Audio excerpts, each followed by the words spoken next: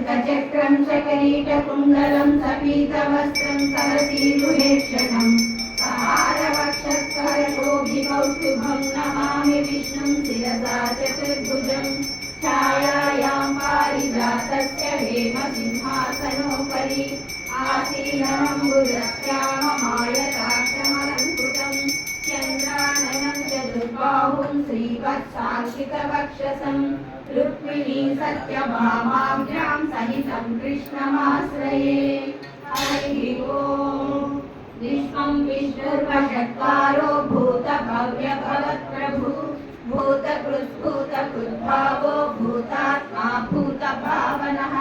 भूतात्मा परमात्मा च मुक्तानां परमागतिः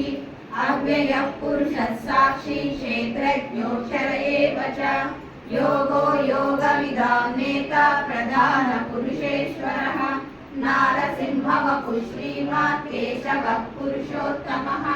सर्वशर्वशिवस्थानुर्भूतादिर्व्ययः सम्भवो भावनो भर्ता प्रभवः प्रभुरीश्वरः स्वयंभू शम्भुरादित्यः पुष्कराक्षो महास्वनः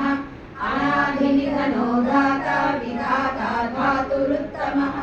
अप्रमेयो ऋषिकेशः पद्मनाभो हरप्रभुः विश्वकर्मा मनुस्पष्टः सविष्टः स्थविरो ध्रुवः